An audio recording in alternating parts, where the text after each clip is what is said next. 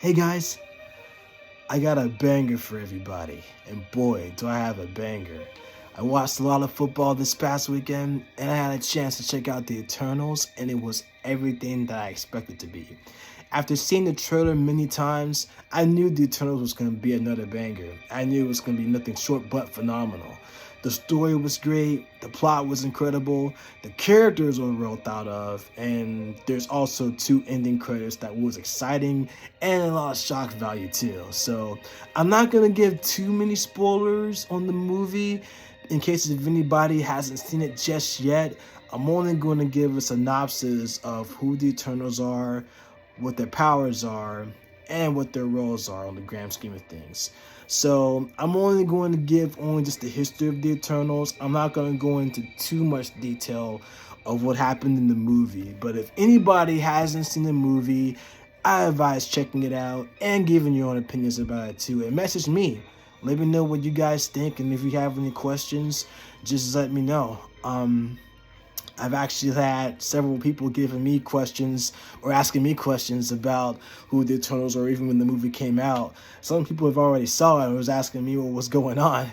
So I'm actually going to give my sense of what the Eternals are about, and then telling you guys about the background story of them too, because they're actually one of my favorite characters.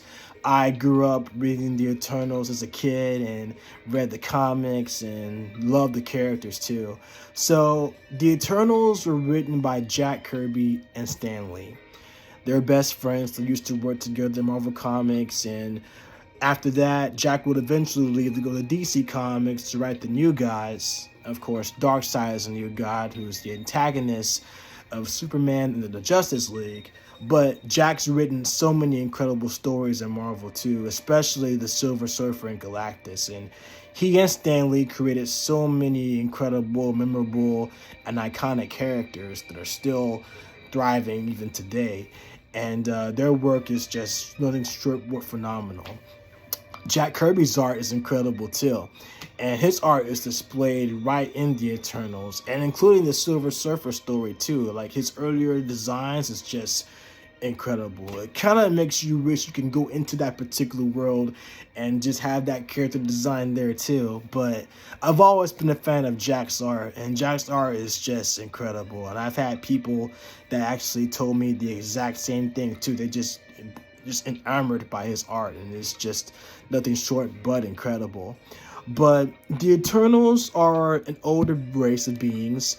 They're immortal beings, and they've been on this planet for a long time. They've seen the evolution of man, they've seen the evolution of technology, and they're able to defend mankind by the Deviants. The Deviants are the antagonists of the Eternals. So they pretty much try to destroy the Eternals by going up against the Celestials.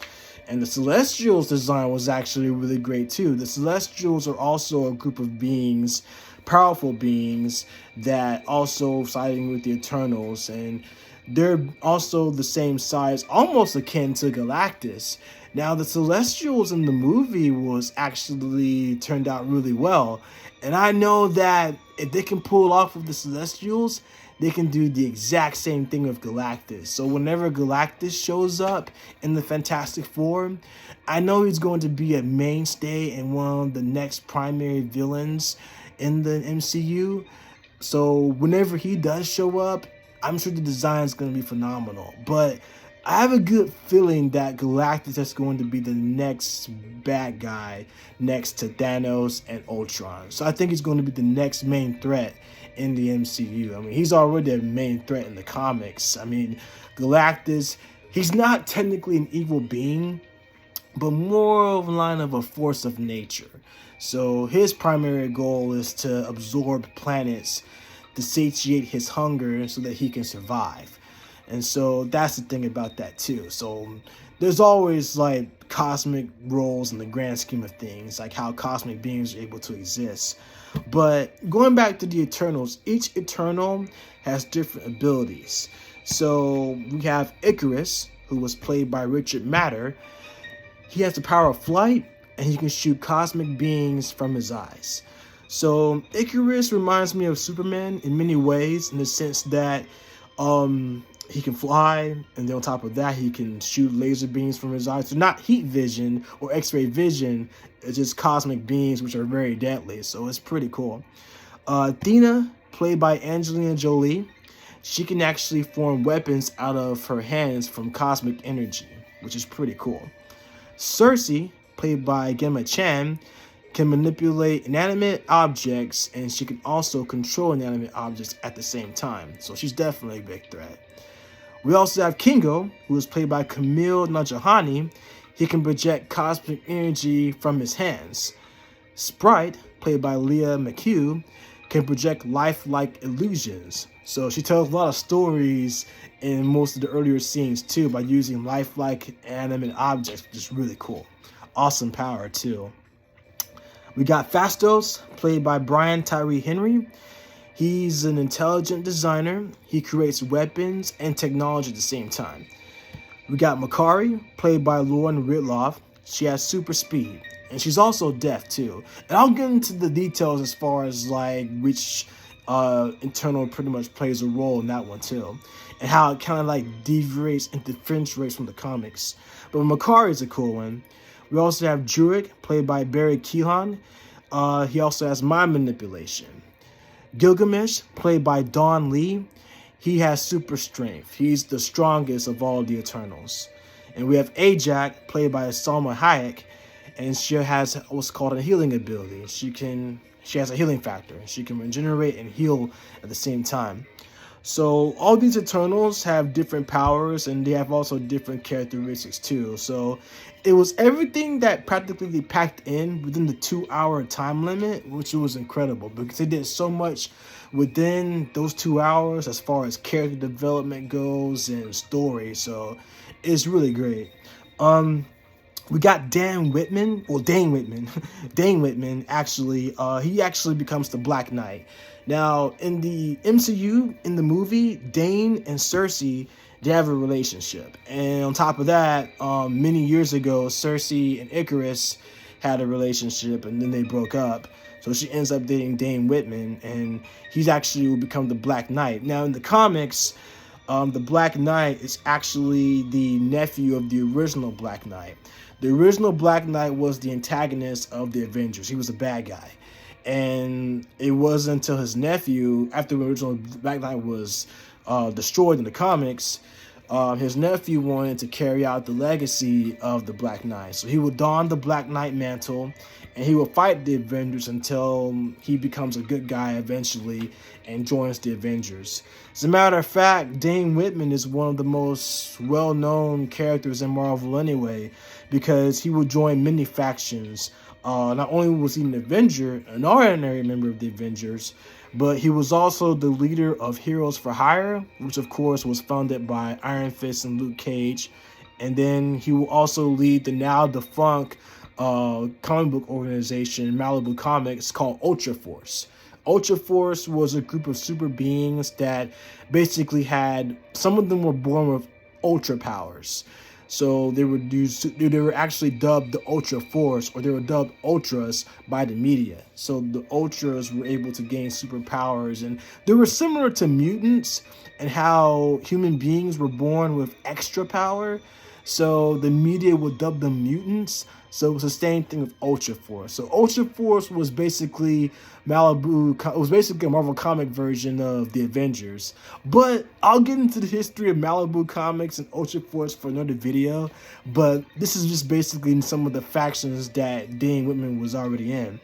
He's also a member of MI13. It is a British intelligence agency that deals with paranormal and bizarre activities. So M13 is a good one too. But I'm sure that the Black Knight is going to appear in future MCU movies. That's a guarantee for sure. Especially with the post-credit scene that I will get to shortly. But I also want to talk about this too. And I know this is spoiler, and this is kind of like a semi-spoiler, but it's a spoiler in particular because it actually plays an important role. I would say it's more of a line of a family matter because in the first end credit scene, you had Athena and you had Makari in the same room where the Eternals were gathering. And then the portal opened. The portal was actually similar to the same portal that was used when the Hulk was transporting all the way towards Earth. And out came from someone that came out of the portal. It was Pip the Troll. Pip the Troll is actually one of the most important characters because he plays an important role in Infinity War storyline in the comics. And he's actually one of my favorite characters too. So it was Pip the Troll, and then Pip ended up introducing another important member. He's a Titan. He's also an Eternal. He's from the planet Titan. And he's also the brother of Thanos. And his name is Eros, also known as Star Fox. And I said this from the beginning, that Harry Styles is perfect for the role. If they could cast anybody in particular, definitely Harry Styles. He's a great musician. I've always liked One Direction. I've always been a fan of boy bands too. And One Direction is one of my favorite bands. And Harry Styles is a cool guy too. And he looks like Star Fox just a little bit too, with the hair and the whole looks and everything. He can play Star Fox perfectly. And I called it too. So obviously Marvel was listening. So it was actually pretty cool. But yeah, Star Fox actually appears in the first credit scene. And his first appearance was actually in the Invincible Iron Man issue 55. And this is one issue that I don't have, but I was going to get it anyway. So this is actually one of the issues right here. Yeah, this is actually Iron Man issue 55. Star Fox will first appear right here. And then in the background, that's Drax the Destroyer, the older design of Drax the Destroyer. So his origins actually changed over the years. And of course, he was once human, but got into a car accident and started to mutate him. So compared to the current storyline about Drax, with him being born from another planet and also has a huge vendetta against Thanos. So it's a whole different thing. So, but yeah, but that's pretty much Star Fox's first appearance. Also too, this is actually when he joins the Avengers. So From Titan with Love is the title. So yeah, but he's basically Thanos' brother. And he's the opposite of Thanos when it comes to personality rise. While Thanos hates life itself, all because he wants to balance humanity, Thanos actually hates life, but Eros loves life. He actually wants to live life to the fullest. He's a fun-loving guy and everything. And also here, right, this is actually one of the Eternals issues right here. And this is basically just the art design that Jack Kirby designed when he was working for Marvel. So again, it's actually one of the best comics for sure. But yeah, he becomes an honorary member of the Avengers, and he's just pretty much one of the pivotal roles in that too. So yeah, I'm sure eventually Star Fox will come in contact with the Avengers or the remaining members of the Avengers in future movies. So that's definitely going to happen for sure. I wouldn't be surprised if he shows up in Guardians of the Galaxy Volume 3. And I've noticed too that they're also focusing more on space stories. So, and I love space stories anyway, so I would not be surprised if they were focused on more of galaxy centered. So yeah, it's going to be pretty cool. So also too, I want to show this as well because Star Fox is actually in this as well. And this is actually, of course, everybody knows who Nebula is. This is Nebula. Nebula is the daughter of Thanos. So that will make Eros and Nebula, that's actually his niece. So that will make, you know, Star Fox the uncle. So the story is actually pretty good too. This is actually part of the Secret Wars 2 crossover. This is when the Beyonder first comes to Earth and experiences humanity on its own this time. So Secret Wars 2 is a sequel to the first Secret Wars, when all the heroes were kidnapped by the Beyonder and they were placed on Battle World. But in Secret Wars 2, the Beyonder comes from space and comes to Earth to experience humanity in the first place. So I'm actually going to do a Secret Wars video or the history of Secret Wars in the next video. So, but yeah, the art's incredible too. The writer here is Roger Stern. John Buscema does the breakdowns. Jim Shooter at the time was the editor-in-chief. So this is Firelord, of course. Firelord was actually involved with the Avengers. He's actually one of the heralds of Galactus as well. So I'm going to get into him in the detail as well. in the next video. So, but yeah, in this issue right here, Sanctuary 2 was the ship that Thanos was created, and Star Fox was trying to get his hands on Sanctuary 2. And then Nebula was telling him that, well, I have the rights to Sanctuary 2 because I'm the granddaughter of Thanos. Star Fox was like, what? Are you serious? He had no idea that Thanos and Nebula were related, which also reminds me that, well, maybe eventually there's going to be a face-to-face conversation between Nebula and Star Fox in the MCU. So there's a lot of family dynamics in this issue right here. So, and like I said, Star Fox plays a pivotal role in the Avengers because he becomes a member of the Avengers. So yeah, but he's one of my favorite characters. So I'm actually was excited to see Star Fox in the MCU, so it was actually pretty cool. And I can't think of anybody that can play him other than my bro Harry Styles. So it was cool. It's really cool. But also too, I want to say this as well, that Thanos and Star Fox, their father is Mentor. Mentor is also from the planet Titan too. I think I might have a picture of him right here. Let me go to him real quick and I'll just pull it up. But Mentor is also, well, he's a good guy, of course. But the only one that was led astray in the family was Thanos. So, yeah. But I'm going to go ahead and pull up a picture of Mentor. Of course, Mentor plays a pivotal role, too. The death of Captain Marvel, the first Captain Marvel, when he was stricken with cancer, Mentor was the one that was by his side, and that's actually one of the most I would say it was more of a bittersweet book. I actually was in tears when I read it because yeah, it was pretty much one of my favorite stories to read, and it was the first time they've actually gave a character a real life virus or a real life sickness that affected a superhero. So, but yeah, I mean, it's not for the faint of heart. I know most of my friends have read it, and I know if those who hasn't read it, you can read it whenever you get a chance. But good story, really good story. But yeah, I was gonna put a picture of Mentor. So yeah, I was gonna put it up real quick, and oh, this is a good one right here. Yeah, this is a good one here. This is Star Fox. That's his brother Thanos, and that's their father Mentor. I'm sure Mentor eventually will come to the MCU. Like I said, I think he'll probably have a chance to show up in Volume 3. Because if Adam Warlock's going to show up, then chances are Mentor will too. Because there's so many space characters that are out there too. So that's definitely going to be a must for sure. So yeah, but I don't know much about their mother in particular. Well, let me take it back. Their mother actually tried to kill Thanos when he was born, because Thanos didn't have any good-looking features.